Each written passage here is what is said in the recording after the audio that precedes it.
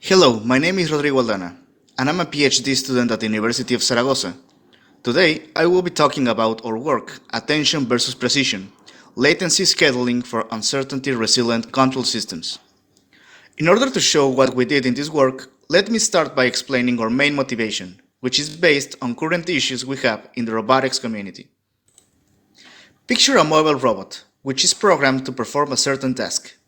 In order to perform this autonomously, the robot must be equipped with onboard sensors such as vision sensors and inertial sensors. From the information sampled from this, the robot must be able to estimate its state, and usually the environment state too. With this information, the robot is now able to close the control loop and execute the task correctly. However, this is not the whole story. Sensor information is used to estimate the robot's state through a perception algorithm, and executing such algorithm takes time, formally called perception latency. And, as you can imagine, in many current state-of-the-art perception methods, the more work you put into the perception task, the better the quality of the estimation. Methods with these characteristics are often called anytime methods. However, due to this latency, estimation quality doesn't translate directly into control quality. This imposes an interesting trade-off between perception latency and the precision of the perception estimate, when the performance is measured from the control perspective. The current approach to overcome this problem is to fix a desired sampling rate, either fixed by the sensor's frame rate or to ensure stability of the control system. In this way, sensors are sampled periodically and perception jobs are executed at each interval. In this setting, the relation between perception latency and sampling rate traduces into a real-time constraint for the perception method.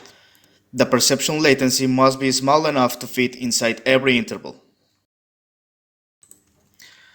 People working in this problem often ask, how can we reduce the perception latency while keeping the same estimation quality?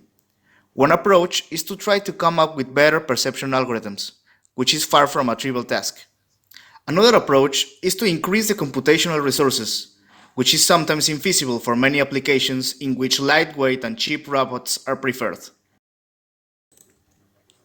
It's worth pointing out that the current static compromise between latency and precision makes it hard to balance CPU load for other tasks, and does not take advantage of the dynamic precision requirements in the real problem. A robot which is moving slow at some time may not need to sample at the highest rate possible. We proposed a different point of view. There are plenty of available methods in the literature for the perception task with different latency precision characteristics, either by comparing completely different methods or the same method configured differently, for example, using different image resolutions or a different number of visual features. Hence, starting from a stack of different methods, one can organize them by their estimation quality and their latency. And our proposal is to tightly couple control and perception by scheduling the perception methods according to the control needs, obtaining a better performance in some sense. Under this setting, in this work, we study if the control performance can be improved by means of perception latency scheduling, and study if a better attention balance can be obtained. This is, if fewer sampling events can be obtained, traducing into a way to balance CPU load too. To make such tests, let us start with a simple model for this whole setting, motivated by many of the practical features one encountered during the implementation stage in robotics. The robot will be modeled using a linear system, and for simplicity and without loss of generality, the state has to reach the origin as a goal. Hence, we can picture this system as the error system for the real task. The robot samples the environment and applies its control input in discrete time instance, and we model the continuous control input with a zero-order hold for the discretely computed control action. Moreover, the different perception methods are characterized by their latencies, and a perception schedule P is a sequence of integer values within this set of methods. This, in turn, represents a given sequence of sampling instants completely determined by their latencies chosen by the schedule. In this setting, at time k-1, the robot measures its sensors. However, in order to compute the estimate of x in k-1, it has to wait the whole interval until the perception job finishes. Then, from this estimate, the robot may predict what the state of the current instant is, and apply a control action with this information. We model the perception output as an estimate of the real state in addition to some noise, modeled as a discrete Gaussian process with zero mean and a covariance which depends on the perception method used. Recall that the longer the latency, the smaller the covariance. Note that this estimate is always delayed, so to predict the current state, one can integrate the model to obtain the following estimate. Since it depends on the estimation, it will be impregnated with noise too. Finally, it can be shown that the linear controller using this prediction is equivalent to a linear controller using the actual state plus a disturbance which depends on which perception method was chosen. So, due to the probabilistic nature of the problem, starting from an uncertain initial condition, the system will evolve almost in open loop between sampling instants until the probability distribution is updated again. And this behavior repeats for the whole experiment. This might imply that the state must be modeled as a continuous time complicated stochastic process. However, due to the discrete nature of the noise, we can show that the state at the sampling instance behave as a discrete time Gaussian process, and that the continuous time state can be modeled as a Gaussian too, computed from the discrete time process. Concretely, the mean of the discrete time Gaussian process evolves according to this linear system, which depends on the latency schedule, and the covariance evolves according to the contribution due to the dynamics and a contribution due to the perception quality modeled in the noise covariance. Using this information, the continuous time state is modeled as a Gaussian whose mean and covariance are computed using the previously described discrete time process. Now, how can we measure the performance? For instance, pick a quadratic measure of the state. Ideally, this quantity would be as close to the origin as possible. Now, we might accumulate this measure in a full time window and measure performance at its expected value.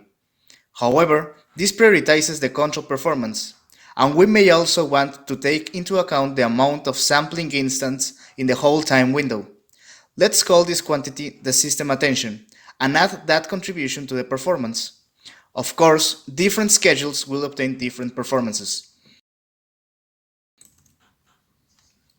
Using our previous conclusion about the probability distribution of the state, we obtained another result, which enabled us to compute the value of the cost function given a particular schedule in a deterministic way.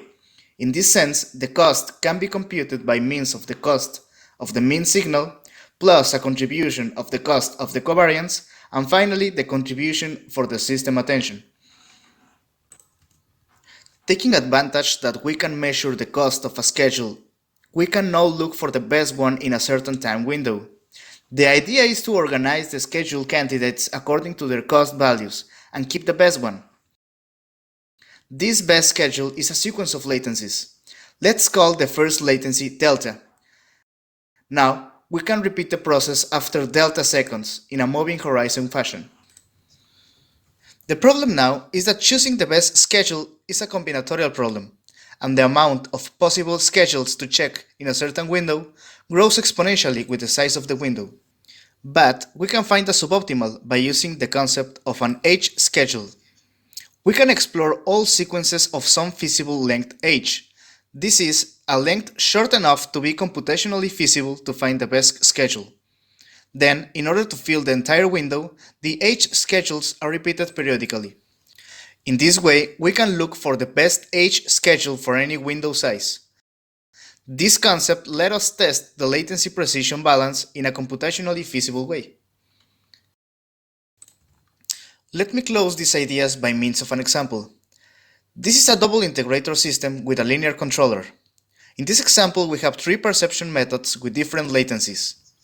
Note that the third method latency is large enough to drive the system unstable.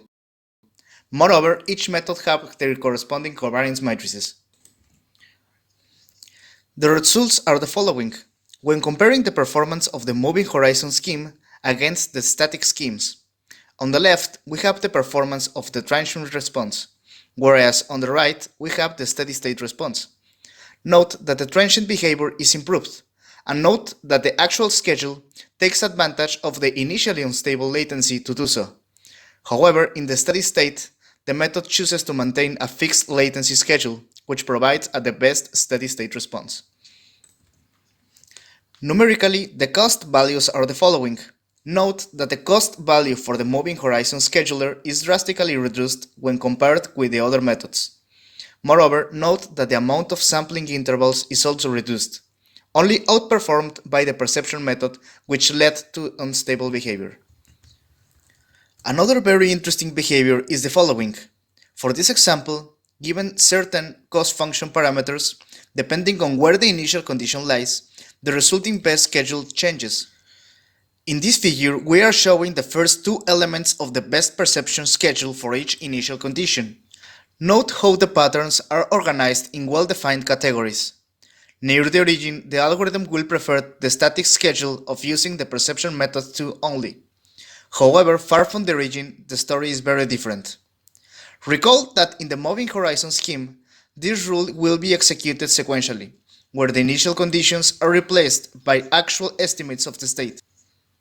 This motivates the use of a classifier to replace the method of looking into all possible schedules in practice. In conclusion, in this work, we managed to show that latency scheduling can outperform a static approach. Moreover, that a deterministic latency scheduling policy can be obtained to overcome the perception uncertainty, and that this latency precision balance can be obtained in a computationally feasible way. There are still many loose ends which we are currently studying. In particular, we are interested in preserving stability of the mean of the state under any cost function configuration. This is studied in the context of hybrid systems and will be presented in the future. And of course, we want to study if these methods can be extended to more general classes of systems, or even to multi-agent systems, where communication latency plays an important role too. And that's it. Thanks for listening, and I'll be happy to answer any questions you have.